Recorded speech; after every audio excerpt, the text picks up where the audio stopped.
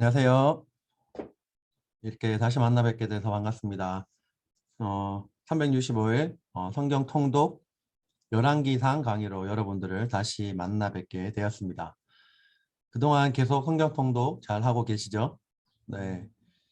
쉽지 않은 그런 매일매일의 일정일 수도 있으실 텐데 그래도 포기하지 않고 여기까지 끝까지 잘 달려와 주셔서 감사합니다. 그리고 앞으로도 계속적으로 성경 통독을 놓지 마시고 끝까지 완주하시기를 축복드립니다. 자, 우리가 함께 이 시간 볼 말씀은 열왕기상인데요.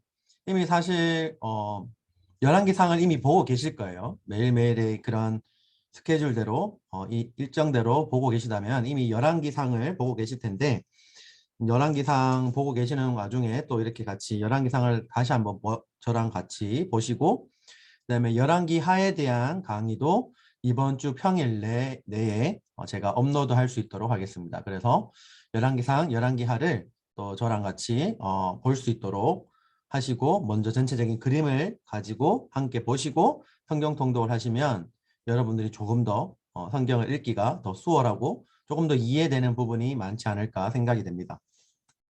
자, 그러면 열왕기상 저랑 같이 한번 시작해 보시죠. 열왕기상 내용을 보겠습니다. 자, 구약 성경 전체적인 구조 속에서 우리가 지금 현재 어디까지 왔느냐? 자, 여기까지 왔습니다. 열왕기상. 굉장히 많이 왔죠. 여러분들 지금 뭐 창세기부터 언제 또 요한계시록까지 가나 싶겠지만은 벌써 이미 여기까지 왔습니다. 네. 창세기부터 꾸준히 지금까지 해 오셨고 그리고 이미 열왕기상 우리가 이제 여기까지 벌써 왔는데 사실 계속 멀리만 바라보다 보면 포기하기가 쉬운데 매일매일 그냥 나에게 주어진 성경 말씀을 읽어야겠다라고 생각하시면 그래도 끝까지 완주할 수 있지 않나 생각합니다. 그래서 오늘 우리에게 주어진 하나님의 말씀을 내가 꼭 읽고 말겠다라는 그런 확신과 좀 다짐을 가지고 우리가 계속적으로 포기하지 않고 힘을 내서 성경 말씀을 읽어 나가면 좋겠습니다. 자, 열왕기상 여기까지 왔고요. 한번 보도록 하겠습니다. 여러분, 이제 열왕기상 하에 대한 내용들은 어떤 책이냐면 바로 열왕들에 대한 책입니다. 열왕들에 대한 기록을 담고 있는 책이죠. 그래서 굉장히 많은 왕들의 이름이 등장합니다. 여러분들이 읽다가 어떻게 보면은 헷갈릴 수도 있는 왕들의 이름이 굉장히 많이 등장합니다. 그렇다고 해서 포기하지 마시고 끝까지 말씀을 읽다 보면은 또 이해되는 부분과 우리에게 주신 하나님의 그 말씀이 들어올 때가 있으니까 끝까지 포기하지 마시길 바랍니다. 자, 열왕기상은 사무엘 하의 이야기를 이어받고 있죠. 자, 그러면 열왕기상하의 저자를 한번 볼까요? 열왕기상하의 저자는 누굴까요? 보통 성경 말씀을 보시면 예를 들면 뭐 복음서를 보시면 뭐 마태복음이나 마가복음이나 이렇게 보시면은 그냥 그 복음서의 이름이 저자가 그대로 되잖아요. 그래서 열왕기상하의 저자는 미상입니다. 사실 예레미야로 추정을 하고 있긴 있지만 확실한 건 아니고요. 그래서 여러 가지 의견들이 있지만 그러나 우리가 말씀을 통해 알 수 있는 것은 현재까지 알 수 있는 것은 아직까지 열왕기상하의 저자는 아직 모른다라고 생각해 주시면 되겠습니다. 자, 기록 연대와 배경을 한번 볼까요? 열왕기상하의 기록 연대는 주전 560년부터 538년 사이입니다. 자, 열왕기상뿐만 아니라 열왕기하까지 포함해서 총 세 부분으로 나눌 수 있는데요. 자, 첫 번째 부분을 보시면 열왕기상 1장부터 11장까지가 첫 번째 부분입니다. 이것은 솔로몬 왕국에 대한 내용을 다루고 있고요. 총 40년의 기간을 다루고 있고 바로 다윗 왕부터 솔로몬 왕까지의 내용을 다루고 있습니다. 그 다음에 두 번째 부분을 보시면 열왕기상 12장부터 열왕기하 17장까지의 내용을 두 번째로 담고 있는데 바로 이것은 솔로몬 왕국 이후에 분열 왕국에 대한 내용을 다루고 있습니다. 총 다루고 있는 기간은 209년이라는 긴 시간이고요. 그리고 어떤 내용이 담겨 있냐면 바로 여러분들도 잘 아시다시피 이스라엘이 이제 나라가 나뉘어져서 북이스라엘 그리고 남유다로 나뉘게 되죠. 자, 그러면은 남유다의 왕은 르호보암 왕부터 아하스 왕까지, 그리고 북이스라엘 왕은 여로보암부터 호세아까지, 이렇게 이제 이 두 번째 파트에서 다루고 있습니다. 마지막 세 번째 부분은 열왕기 하의 18장부터 25장까지의 내용인데요. 이것은 이제 유다 왕국에 대한 내용을 담고 있습니다. 총 다루고 있는 기간은 135년의 기간을 다루고 있고요. 이제 여러분들도 저희에게 또 우리 모두에게 익숙한 왕이 등장하죠. 히스기야 왕부터 그리고 시드기야 왕까지의 내용을 다루고 있습니다. 자, 이렇게 세 부분으로 여러분들이 열왕기 상하를 한번 보시면 전체적으로 보시면 되고요. 자, 열왕기 상하의 특징을 한번 볼까요? 시내산의 성막 이후 솔로몬에 의해서 최초의 성전이 지어집니다. 자, 그리고 선지자 엘리야의 사역이 나오고요. 그 다음에 이제 솔로몬에까지 이루어졌던 그 통일 왕국이 무너지고 그 뒤로는 이제 분열 왕국이 시작되는 내용이 담겨 있습니다. 자, 열왕기 상에 대한 계간 한번 보도록 하겠습니다. 자, 열왕기 상만 두고 봤을 때, 자, 세 가지 부분으로 나눌 수 있습니다. 자, 세 부분으로 나눌 수 있는데, 첫 번째 부분이 바로 열왕기상 1장부터 10장까지의 내용이고요. 이것은 솔로몬의 번영에 대한 내용을 다루고 있습니다. 그래서 솔로몬이 가지고 있는 지혜와 명성에 대한 내용이 담겨 있고요. 총 40년의 기간을 담고 있죠. 그리고 자, 두 번째 부분은 바로 11장, 한 장에 해당하는 부분인데요. 솔로몬의 죄에 대한 내용을 담고 있습니다. 강조하는 점은 바로 솔로몬이 쇠퇴하고 이제 그 권력이 이양되는 내용을 강조하고 있습니다. 여기에서 초점을 두고 있는 것은 바로 솔로몬 왕의 우상 숭배에 대한 내용을 굉장히 초점으로 맞추고 있습니다. 그리고 마지막 세 번째 부분은 왕국의 분열에 대한 내용을 다루고 있는 자, 열왕기상 12장부터 22장까지의 내용을 담고 있습니다. 강조하는 점은 바로 이제 이 왕국이 분열되고 분열됨으로 인해서 굉장히 쇠약해지는 그 길을 걷게 되는 굉장히 안타까운 일들을 이제 이 왕국의 분열 내용에 해당하는 마지막 파트에서 보게 되죠. 자, 북이스라엘과 남유다의 대립에 대한 내용을 초점을 두고 있습니다. 결국은 이 전체적으로 열왕기상의 주제는 바로 이 솔로몬의 갈라진 마음을 통해서 나라가 갈라지게 되고 분열되게 돼서 서로 다투게 되는 굉장히 큰 영향을 미치는 내용을 보게 되죠. 이렇게 이제 세 가지 큰 부분으로 또 나눌 수 있고요. 자, 제가 아까 같이 봤던 첫 번째 부분, 열왕기상의 첫 번째 부분인 1장부터 10장까지의 내용은 솔로몬의 번영을 다루고 있다고 했죠. 자, 이 부분에 대해서 한번 보도록 하겠습니다. 열왕기상 1장부터 이제 2장까지 내용인데요. 다윗은 나이가 많아서 솔로몬을 왕으로 세우고 그에게 마지막 명령을 하고 죽게 되는 장면이 등장합니다. 자, 다윗은 육체적으로 허약했고 그의 아들 아도니아는 왕이 되기 위한 음모를 꾸미게 되죠. 그리고 다윗은 솔로몬에게 유언을 통해서 하나님과의 바른 관계와 그리고 숙청을 명령합니다. 그리고 이 40년간의 통치를 마치고 이제 죽게 되는 장면이 나옵니다. 열왕기상 2장 2절부터 4절까지의 말씀인데요. 제가 4절만 한번 읽도록 하겠습니다.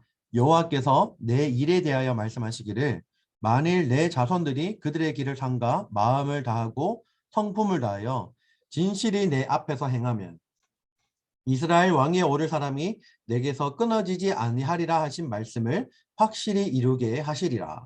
아멘. 다윗이 죽게 되면서 유언처럼 남기는 말씀이 바로 이 말씀입니다. 사실 여러분도 아시다시피 하나님께서 다윗 왕을 통한 언약을 세우셨는데 그 언약은 중간에 끊어지거나 하나님께서 언약을 지키시지 않는 것이 아니라 끝까지 예수님이 이 땅에 태어나실 때까지 계속적으로 하나님께서 다윗 왕을 통한 언약은 계속적으로 지켜집니다. 하나님의 언약에 대해서 하나님의 약속에 대해서 얼마나 신실하시게 하나님은 그 약속을 지키시는 분이신지 우리가 알게 되죠. 그러면서 하는 그 다윗의 그 마지막 말이 4절 말씀인데 이 말씀을 우리가 다시 한번 잘 기억했으면 좋겠습니다. 자손들이 그들의 길을 삼가 마음을 다하고 성품을 다하여 진실이 내 앞에서 행하면 왕위에 오를 사람이 끊어지지 않겠다라고 말씀하시는 거죠. 마음을 다하고 우리가 성품을 다해서 하나님 앞에 행하는 것. 하나님께서 얼마나 이 사실을 중요하게 생각하시는지 우리가 다시 한번 기억했으면 좋겠습니다. 네. 그 다음에 내용을 한번 보도록 할게요. 자, 솔로몬은 아버지의 명령, 그 다윗의 명령을 따라서 이제 실제적으로 숙청 작업을 하죠. 그리고 하나님의 지혜를 구하며 나라를 다스립니다. 그리고 그 세부적인 내용은 솔로몬은 아버지의 명령대로 숙청하고 나라는 견고해지고, 솔로몬은 여호와를 사랑하고 다윗의 법도를 따르긴 했지만 여기서부터 이제 조금 문제가 생기기 시작하죠. 바로의 딸과 결혼을 하고 산당에서 제사를 지냅니다. 여러분, 이방 나라의 딸과 결혼을 하고, 그리고 이방신을 섬기는 딸과 결혼을 하게 되죠. 그리고 결국 그 영향을 받아서 산당에서 제사를 지내게 되는 이러한 하나님 앞에 죄악을 범하게 되는 것이죠. 왕상 이제 열왕기상 3장부터 4장까지의 내용을 보시면 솔로몬은 하나님께 듣는 마음을 구하고 하나님께서 주신 지혜와 총명으로 나라를 다스립니다. 솔로몬이 처음부터 부패했던 것은 아니죠.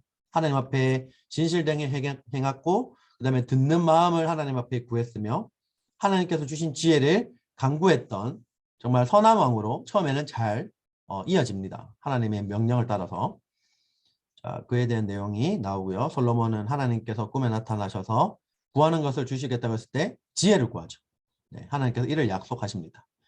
그래서 굉장히 유명한 내용이죠. 솔로몬이 두창기가 한 아기를 자기 아이라고 주장했을 때 판결을 요청합니다. 그러자 지혜로운 판결을 내리게 되죠. 여러분도 이 내용을 잘 아실 겁니다. 그래서 백성은 이제 왕을 두려워하게 됩니다. 그리고 솔로몬은 굉장히 그 키워드를 얘기하면 솔로몬 하면 우리가 떠오르는 바로 키워드는 바로 지혜죠. 그 지혜를 사용해서 정치적이고 경제적인 시스템을 구축해서 나라가 굉장히 번창하게 됩니다. 이 내용이 열왕기상 4장 1절부터 34절에 나오게 되죠.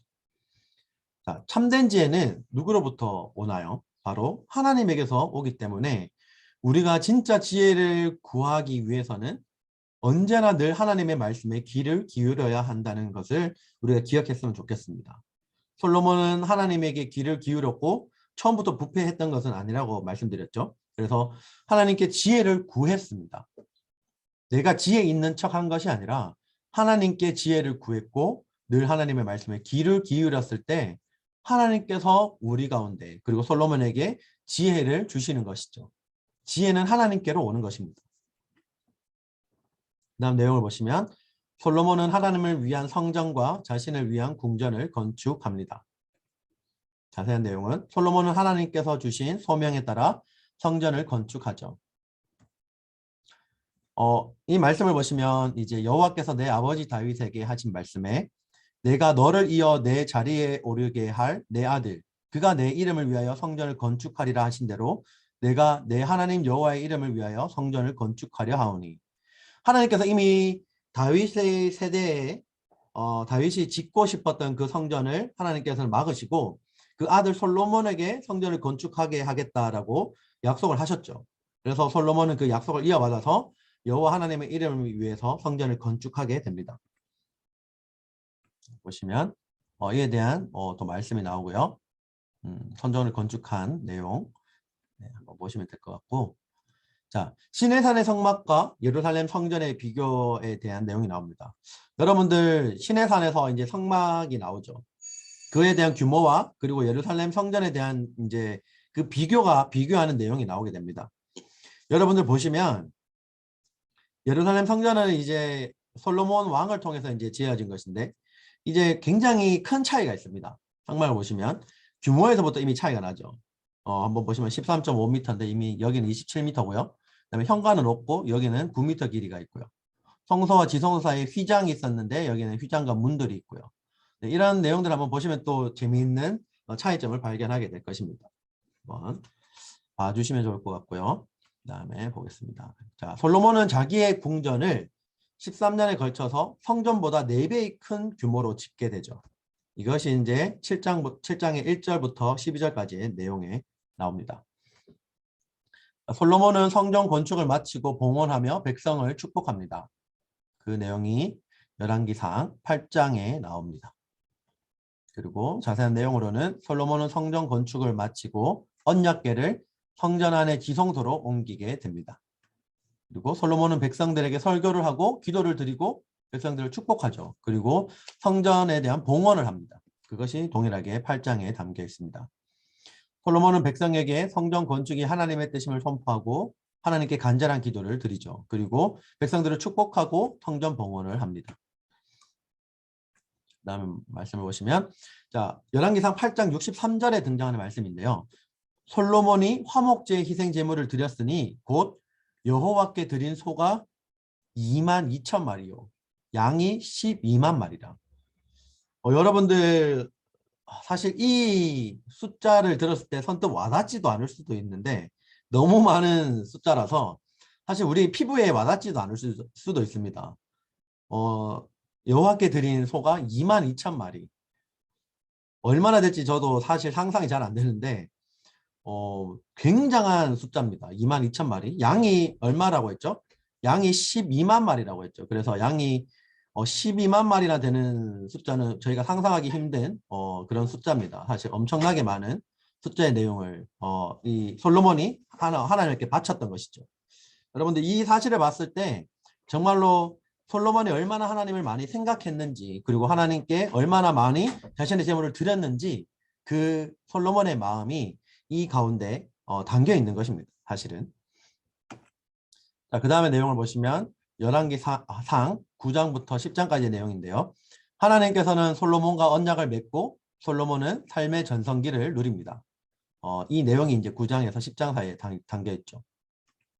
하나님께서는 솔로몬이 성전과 왕궁 건축을 마친 후 그에게 나타나셔서 언약을 맺으시고 솔로몬은 많은 업적을 쌓게 됩니다. 그리고 솔로몬의 명예를 들은 이제 스바의 여왕이 그를 방문해서 그의 지혜를 대하게 되고 엄청난 양의 선물을 주게 되죠. 자, 그 다음에 솔로몬은 많은 재산과 지혜를 가졌는데 그는 하나님께서 금지하신 많은 금과 말을 가졌습니다. 자, 이 말이 뭐냐 하면 한번 보도록 하죠. 솔로몬 왕의 재산과 지혜가 세상의 그 어느 왕보다 큰지라 엄청난 부와 명예를 누렸다라는 것을 우리가 알 수 있죠. 그런데 말씀을 보시면 자, 하나님께서 왕정 제도에서 금하신 세 가지가 있습니다. 그것이 뭐냐면 바로 첫 번째 병마를 많이 두지 말라입니다. 그리고 두 번째 아내를 많이 두지 말라였고 세 번째는 은금을 많이 쌓지 말라였습니다. 여러분들 신명기 17장 15절부터 17절까지의 말씀을 보시면 이러한 내용이 나옵니다. 반드시 내 하나님 여호와께서 택하신 자를 내 위에 왕으로 세울 것이며 내 위에 왕을 세우려면 내 형제 중에서 한 사람을 할 것이요 내 형제 아닌 타국인을 내 위에 세우지 말 것이며 그는 병마를 많이 두지 말 것이요 병마를 많이 얻으려고 그 백성을 애굽으로 돌아가게 하지 말 것이니 이는 여호와께서 너희에게 이르시기를 너희가 그 이후에는 그 길로 다시 돌아가지 말 것이라 하셨으며 그에게 아내를 많이 두어 그의 마음이 미혹되게 하지 말 것이며 자기를 위하여 은금을 많이 쌓지 말 것이니라. 여러분들 여기 이 말씀에 등장하죠. 뭐 병마를 많이 두지 말고 아내를 많이 두지 말고 은금을 많이 쌓지 말라고 하나님께서 신명기에 이미 말씀하셨습니다.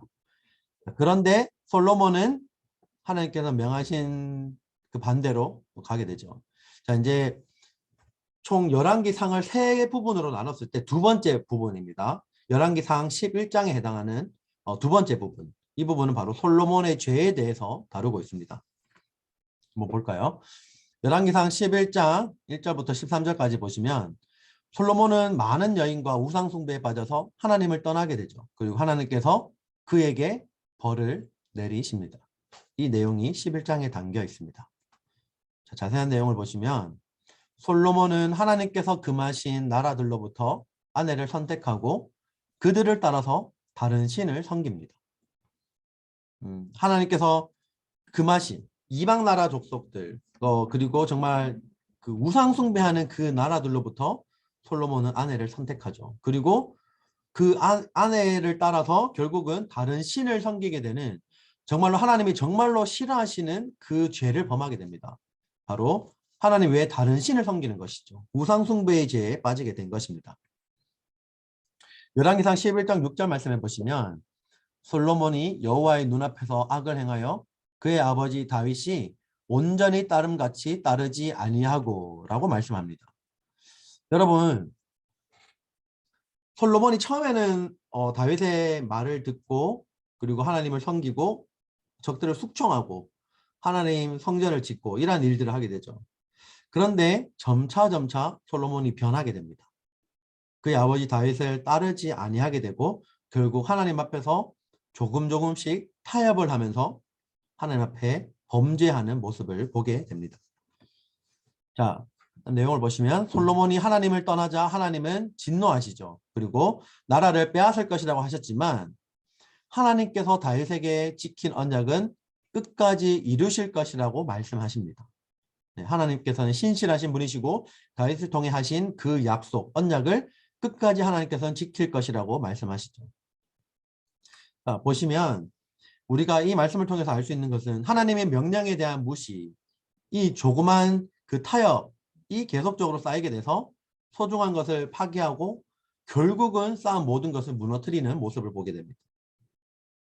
사실 여러분도 잘 아시다시피 모든 것을 다 가졌을지라도 하나님을 떠나면 그 모든 것을 결국은 한순간에 다 잃게 되는 것을 우리가 기억했으면 좋겠습니다. 우리가 끝까지 하나님을 놓지 않는 것. 내가 하나님 외에 다른 그 어떠한 것들을 가지기 위해서 노력을 하고 애를 쓰더라도 내가 하나님을 놓치게 되면, 내가 하나님 섬기는 것을 잃게 된다면, 그리고 하나님 외에 다른 우상들을 섬기고 하나님 앞에 계속적으로 범죄하게 된다면 여러분들이 가지고 있는 것, 우리가 가지고 있는 그 모든 것들을 하나님은 빼앗을 수 있는 분이시라는 사실을 우리가 기억했으면 좋겠습니다. 그 다음 내용을 보시면 솔로몬의 배교 후에 그의 대적들이 외부와 내부에서 일어나고 솔로몬은 40년의 통치를 마치고 결국 죽게 됩니다. 자, 마지막 파트죠. 자, 열왕기상 세 부분으로 나눌 수 있다고 했죠. 그 마지막 세 번째, 열왕기상 12장부터 22장까지 해당하는 그 내용은 바로 왕국의 분열에 대한 내용을 다룹니다. 이 내용을 한번 함께 보도록 하겠습니다.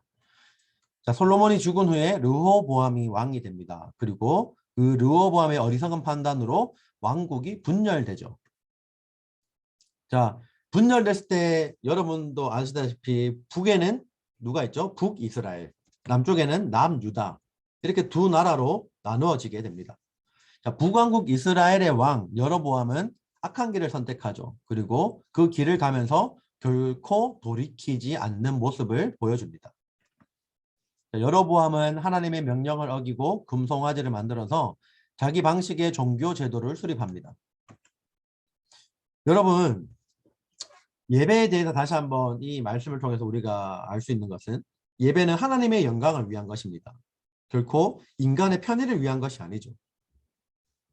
사실 코로나로 인해서 우리가 온라인으로도 예배를 드리고 현장에서도 예배를 드리지만 사실은 온라인으로 드리면서 여러분들이 좀 편한 것도 경험하실 겁니다. 사실 집에서 이제 온라인으로 편하게 예배를 드리실 수도 있고 또 몸이 아파서 불가피하게 또 온라인으로 드리시는 경우도 있을 것입니다. 그리고 때로는 멀리 타지에 나가 있기 때문에 온라인으로 드릴 수도 있죠.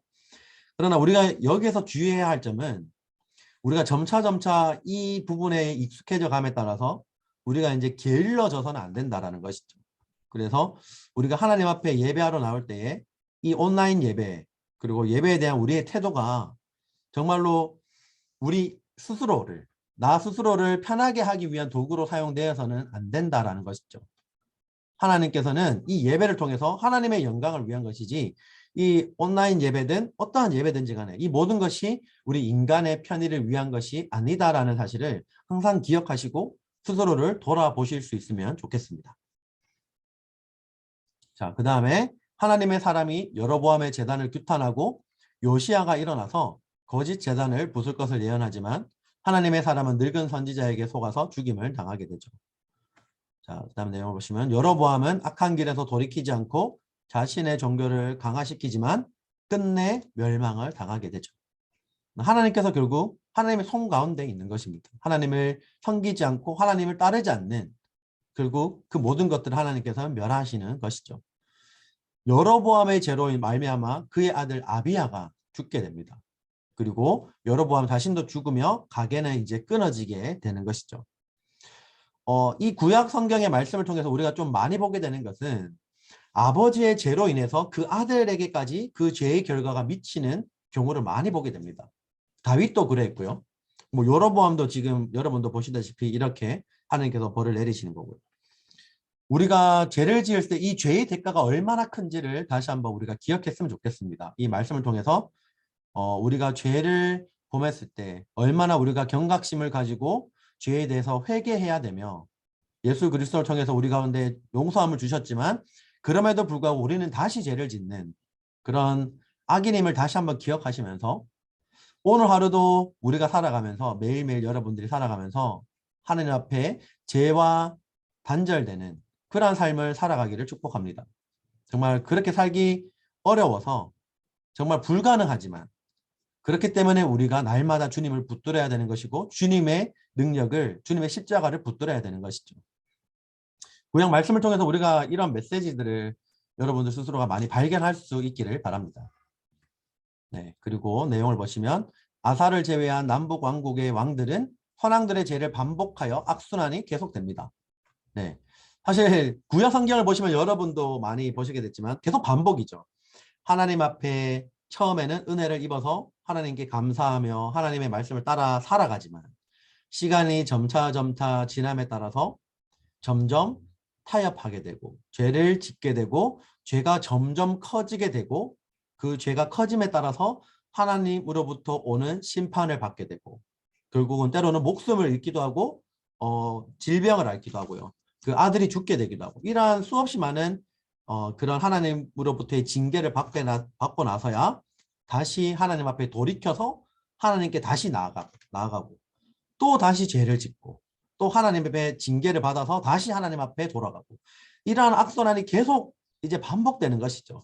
사실 그렇게 하나님 앞에 돌아갈 수만 있다면 그래도 다행인데 사실 이제 죄를 계속 반복해서 하나님 앞에 돌아가지 않고 계속적으로 그 죄만 반복해서 짓게 되는 정말 돌이키기 힘든 이러한 내용들을 우리가 보게 되는 것이죠. 자, 보시면 르호보암은 불순종과 우상숭배로 인해서 분열과 쇠퇴를 남기고 죽게 됩니다. 자, 이 내용이 열왕기상 14장에 등장하죠. 자, 르호보암의 아들 아비암입니다. 르호보암의 아들은 아비암인데 아비암은 아버지의 죄를 그냥 그 죄를 통해서 아버지를 보고 나는 저렇게 살지 말아야겠다라는 것이 아니라 그대로 따라합니다. 네, 그래서 그 죄를 그대로 답습하죠. 아비암의 그리고 아들 아사가 등장하는데요. 아사는 여호와 보시기에 정직히 행하여 일평생 여호와 앞에 온전히 살아갑니다. 열왕기상을 보실 때 많은 왕들이 등장하는데 참 하나님 보시기에 이러한 평가를 받은 정직히 행하고 온전한 왕을 찾기가 참 쉽지 않습니다. 그 중에 한 명인 바로 아사왕. 여러분들이 잘 기억하시고 정말 우리가 이 내용을 보시면서 기억할 수 있는 것은 하나 알 수 있는 것은 하나님 앞에 온전히 사는 것이 정말 쉽지 않은 일이구나. 네, 정말 하나님 앞에 우리가 온전한 모습으로 살아가고 정직히 행하는 것이 이렇게도 어려운 일이구나. 이 내용이 하나님 앞에 범죄한 왕들의 이야기가 나와는 상관없는 내용이 아니라 현재도 우리도 동일한 이 악한 왕들처럼 우리도 그렇게 변해갈 수 있다는 사실을 항상 기억하시고 항상 우리가 하나님 앞에 다시 한번 돌아볼 수 있는 시간을 가지면 좋겠습니다. 자, 여로보암의 아들 나답은 이스라엘을 다스리나 여호와 보시기에 악을 행하게 되죠. 이것이 15장에 등장합니다. 자, 바아사는 나답을 죽이게 되고 이스라엘의 왕이 되나 여호와 보시기에 또 악을 행하게 되죠. 그리고 이스라엘의 악의 승계는 가속화됩니다. 계속적으로 악이 계속적으로 답습이 되죠. 엘라, 시므리, 오므리가 왕이 되었지만 이들은 모두 여호와 보시기에 악을 행하게 됩니다. 하나님 앞에 선한 왕을 참 찾기가 어렵죠. 네. 자, 열왕기상 16장에 보시면 16장부터 22장까지 내용은 이스라엘의 아바왕은 악한 통치를 하게 되고 하나님께서 이제 엘리야를 부르셔서 이스라엘의 죄를 지적하고 도전하게 되는 내용이 나옵니다. 자, 오므리의 아들 아합은 죄를 가볍게 여기며 이전의 모든 사람보다 악을 더 행합니다. 그리고 바알을 숭배하는 악한 행동을 하게 되죠.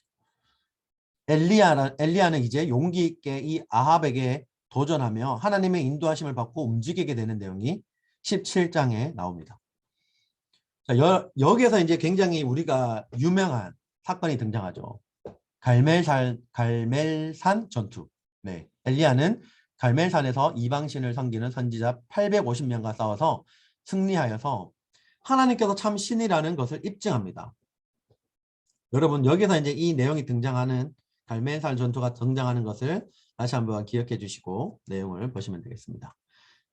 보시면 정오에 이르러는 엘리야가 그들을 조롱하여 이르되 큰 소리로 부르라. 그는 신인즉 묵상하고 있는지 혹은 그가 잠깐 나갔는지 혹은 그가 길을 행하는지 혹은 그가 잠이 들어서 깨워야 할 것인지 하며 사실 엘리야가 이제 그들이 섬기는 신이 참 신이 아니라는 사실을 알고 이렇게 그 이방 신들을 조롱하는 내용이 나오죠. 그들은 참 신이 아니라는 겁니다. 인간이 만든 그들은 그런 상 앞에 그들이 어떻게 그 신이 들을 수 있느냐. 인간의 목소리를 듣지도 못하는 그 목석 앞에서 어떻게 너희가 참신이라고 말할 수 있느냐라고 조롱하는 것이죠. 참신은 바로 여호와 하나님 한 분이라는 것입니다. 자, 그리스도인의 자원은 지속적인 하나님과의 교제 그리고 하나님의 말씀에 대한 신뢰입니다. 여러분들 말씀을 계속 보시면서 우리가 정말로 가지고 있을 수 있는 그런 힘의 원천은 그리고 지속적인 하나님과의 교제가 이루어져야 되고 하나님의 말씀에 대한 신뢰가 이루어져야 합니다. 이것이 사실 바탕이 되지 않고는 우리가 하나님의 말씀을 통해서 우리가 얻을 수 있는 것이 굉장히 제한적입니다. 우리가 하나님의 말씀을 신뢰하지 않는데 하나님의 말씀을 읽는다고 해서 하나님의 말씀을 믿지 않고 신뢰하지 않는데 우리가 우리 마음 가운데 다가오는 것들은 훨씬 더 적어지겠죠. 여러분들 정말 하나님 말씀에 대한 믿음이 있어야 됩니다. 그리고 하나님과의 지속적인 교제가 우리 안에 이어졌을 때 하나님이 우리에게 무엇을 말씀하시는가를 더 친밀한 관계 속에서 더 잘 들을 수 있다는 사실을 기억하시기를 바랍니다. 자, 그 다음에 내용을 보시면 엘리야는 갈멜산에서 이제 승리한 후에 이세벨이 이제 엘리야를 죽이려고 하죠. 그래서 이세벨에게 위협을 느껴서 도망가서 이제 막 엘리야도 힘들어 하니까 이제 본인도 죽기를 구하지만 하나님께서 회복시켜 주시고 다시 격려하십니다. 엘리야도 연약한 인간이었던 것이죠. 그리고 그를 격려하시고 사명을 다시 주십니다. 이것이 19장에 담겨 있습니다. 자, 낙심은 어제까지 역사하신 하나님을 잊고 오늘의 상황만을 바라봤을 때 생기는 것이죠. 사실 우리가 낙심할 때가 많죠. 이 엘리야처럼 하나님께서 주셔서 승리를 주셔서 승리에 만끽했지만 그 바로 뒤에 승리 뒤에 바로 어떠한 환경과 상황 때문에 정말 우리가 감당하기 힘든 또 패배한 것과 같은 상황을 경험할 때가 있다라는 것입니다. 그런 상황이 올 때 우리는 굉장히 낙심하게 되죠. 이 상황을 바라봤을 때 어제까지 역사하신 하나님을 잊게 되고 진짜 어제까지 우리에게 승리를 주신 엘리야를 비교하자면 갈멜산에서 그 위대한 승리를 주셨는데 바로 그 다음 날 상황은 완전히 반전되어서 이제 이세벨에게 위협을 당하는 상황이 생긴다면 우리는 바로 낙심을 하게 됩니다. 바로 그것은 오늘의 상황만을 바라봤을 때 생기는 것이죠. 하지만 우리가 소망은 어떤 거냐면 소망은 지금까지 역사하신 하나님을 기억하고 그분의 목적을 이해할 때 생기는 것입니다. 하나님께서 우리에게 승리를 주신 그 하나님을 기억하며 그 하나님께서 나를 통해서 하신 그 목적이 여전히 지금도 이어지고 있으며 내가 하나님 앞에 설 때까지 그분의 목적은 나를 통해서 이루어진다. 이 사실을 우리가 기억하면서 이해할 때 우리에게는 소망이 있는 것입니다. 자, 그 다음에 열왕기상 20장 말씀을 보시면 아람의 벤하닷이 이스라엘을 쳐들어올 때 아합은 한 선지자의 도움으로 벤하닷을 격파하고 그를 살려주지만 선지자는 아합에게 심판을 예고하는 장면이 20장에 나옵니다. 자, 여기서 또 유명한 사건이 나오죠. 아합은 나봇의 포도원을 탐내어 이세벨로 하여금 음모를 꾸며 나봇을 죽입니다. 그러자 하나님께서 엘리야를 통해서 심판을 선포하고 결국 아합은 회개하게 되죠. 자, 아합은 유다의 여호사밧과 함께 아람의 베나닷과 싸우지만 아합은 비참하게 죽임을 당하는 내용이 22장에 나옵니다. 이 내용이 이제 22장 37에서 38절에 등장하고요. 한번 읽어보시면 좋을 것 같고요. 자, 유다 왕 아사의 아들 여호사밧은 북이스라엘의 아합과는 달리 선한 통치를 합니다. 여러분, 선한 왕을 찾기가 쉽지 않다고 했죠. 근데 이제 여기에 또 선한 통치를 하는 왕이 등장합니다. 유다 왕 아사의 아들 여호사밧은 북이스라엘의 아합과는 달리 선한 통치를 합니다. 아합의 아들 아하시야가 이스라엘의 왕이 되고 여호와 앞에서 또 악을 행하는 장면이 등장하고요. 자, 이제 열왕기상 이 말씀에 대한 주제를 한번 보도록 하겠습니다. 열왕기상의 주제는 하나님의 말씀에 대한 불순종으로 인해서 왕국이 분열되는 내용을 담고 있습니다. 솔로몬이 하나님 앞에 범죄함으로 인해서 북이스라엘과 남유다로 왕국은 완전히 쪼개지게 됩니다. 우리가 이런 왕국의 분열을 적나라하게 열왕기상하를 통해서 보게 되는 것이죠. 자, 열왕기상의 목적은 뭐냐면 이스라엘 백성의 반복적인 죄에도 불구하고 계속적으로 하나님 앞에 우상을 섬기고 죄를 짓고 그럼에도 불구하고 하나님께서는 약속을 지키시는 신실하신 분이심을 보여주기 위해서 열왕기상은 기록되었습니다. 자, 핵심 구절 한번 볼까요? 열왕기상 11장 9절부터 11절까지의 말씀이 있는데요. 말씀을 보시면 자, 10절 말씀을 한번 볼까요? 이 일에 대하여 명령하사 다른 신을 따르지 말라 하셨으나 그가 여호와의 명령을 지키지 않았으므로.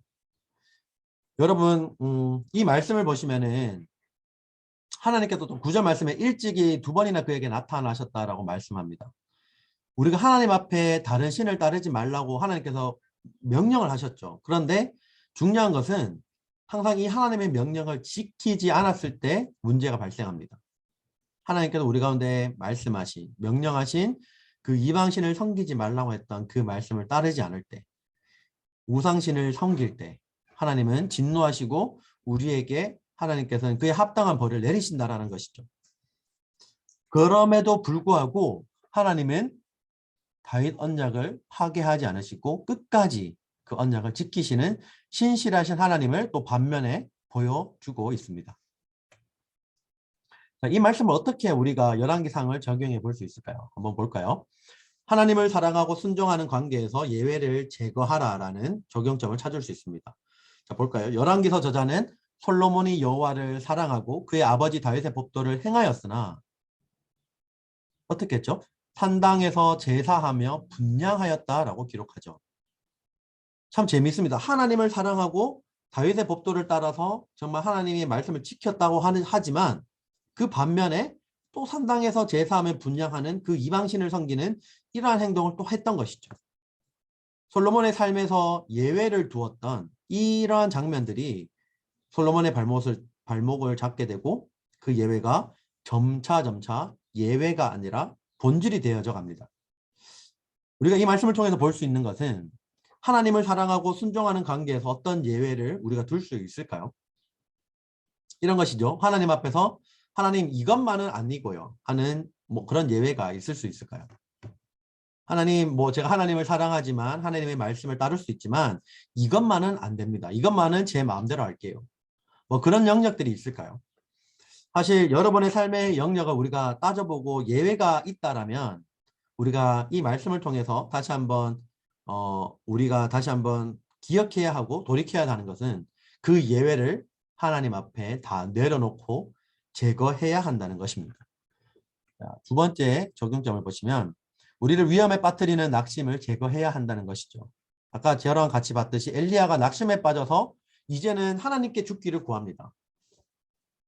어제는 그 갈멜산에서 위대한 승리를 경험했는데 하나님 때문에 위대한 승리를 경험했지만 그 이후에 바로 낙심에 빠져서 이제는 엘리야가 하나님께 오히려 죽기를 구하는 장면을 봅니다.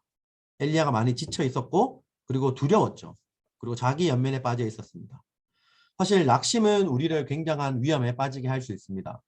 그리고 다음은 낙심을 극복하기 위해 몇 가지 지침을 한번 함께 볼까요? 자, 우리가 낙심에 빠지는 이유는 현재 상황을 바라보기 때문입니다. 현재의 상황에만 우리의 온 관심과 집중이 있기 때문이죠. 자, 이 낙심에서 벗어나기 위해서는 이 상황을 벗어나야 합니다. 근데 현실적으로 벗어날 수 없는 상황이죠. 그러면 우리는 이 상황을 볼 수 있는 눈을 이제는 바꿔야 합니다. 이 상황 너머에 이제 이 상황을 바라보는 것이 아니라 하나님을 바라봐야 한다는 것이죠. 네, 이 상황까지도 허락하시고 이 상황까지도 하나님의 통제 가운데 하나님의 그 다스리신 가운데 있다는 것을 인정하고 결국 하나님은 나를 구원해 내실 것이라는 믿음을 가지고 하나님을 바라봐야 한다는 것입니다. 자, 두 번째, 자신을 고립시키지 말고 강화시켜줄 수 있는 관계 안에 머물러야 합니다. 계속적으로 자기 연민에 빠지고 자기 스스로 점차 더 우울함과 자기 연민에 빠져서는 안 된다라는 것이죠. 자신을 고립시키지 말고 하나님과의 관계를 그 강화시켜줄 수 있는 관계 안에서 우리가 계속적으로 나아가야 합니다. 그래서 예배에 참석하면서 하나님을 찬양하고 예배하고 기도의 자리를 사모해야 하는 것이죠. 혼자만 있는 것이 아니라 신앙생활은 여러분도 혼자만 계속 나가시면 안 됩니다. 함께 같이 기도할 사람들이 필요하고요. 서로 힘들 때 지칠 때 서로가 서로를 위해서 기도할 수 있는 관계가 필요합니다. 그리고 서로가 서로를 격려하고 끌어줄 수 있는 그런 관계가 필요합니다. 우리가 함께 신앙생활을 해 나가는 것이죠. 자, 그 다음에 충분한 쉼을 가지며 육신적, 정신적 안정을 회복해야 합니다. 사실 육체적인 건강도 굉장히 중요합니다. 여러분들이 육신적으로 많이 지쳐 계시다면 조금 쉬어주는 것도 필요합니다. 여러분들이 육체적으로 많이 힘들다라고 생각되신다면 잠시 좀 쉼을 가지시고 충분히 그 쉴 수 있는 시간을 일에 대한 생각을 잠시 내려놓고 그렇게 쉬면서 육체적인 건강을 회복했을 때 우리 안에 또 건강한 정신이 깃들 수 있는 것이죠. 그리고 비현실적인 기대를 버리고 평범 속에서 진리를 찾아야 한다는 것입니다. 사실 우리가 뭔가 어떠한 일을 할 때 굉장한 기적이 일어나기를 바라는 마음들이 있죠. 그것이 틀렸다라는 것이 아니라 그런 기대를 했을 때 만약 그런 일들이 일어나지 않는다라고 한다면 우리는 기대한 만큼 우리의 실망도 크게 될 것입니다. 그렇죠? 그러나 우리가 낙심하지 않을 수 있는 이유는 우리가 하나님께서 때로는 비현실적인 기대를 하면서 기적을 바라지만 그런 기적이 일어나지 않는다 할지라도 그럼에도 불구하고 하나님은 여전히 신실하시고 하나님은 여전히 나와 함께 하시고 하나님은 여전히 나를 향한 목적과 계획을 지금도 이루어 가시는 신실하신 분이시라는 사실에 대한 전적인 신뢰가 있어야 한다는 것입니다. 그래서 우리가 평범하지만 매일매일 살아가는 이 쳇바퀴 돌듯이 도는 이러한 삶 속에서도 하나님이 우리에게 주시는 은혜 그리고 그 가운데 우리에게 주시는 그 진리 되신 말씀을 날마다 사모하고 발견하며 우리가 평범한 일상 속에서 하나님을 계속적으로 만나고 하나님과의 관계를 이어가는 연습을 해야 한다는 것입니다. 자, 여기까지 열왕기 상에 대한 말씀을 전체적인 구조를 보시고 어떤 맥락으로 흐르는지 어떤 메시지가 여기에 담겨 있는지를 보았습니다. 저랑 같이 열왕기 상에 대한 전체적인 구조를 보았는데요. 여러분들 지금까지 강의를 들어주셔서 너무나 감사하고 또 앞으로도 이번 주에도 열왕기 상에 대한 내용을 계속적으로 통독해 주시기를 권면드립니다. 여러분들이 말씀을 통해서 발견하실 수 있는 그 보화와 보물은 엄청나게 크다라는 사실을 항상 기억하시고 끝까지 포기하지 않고 성경 통독을 해 주시기를 부탁드립니다. 그럼 저는 또 조만간 열왕기 하에 대한 강의로 함께 찾아뵙겠습니다. 감사합니다.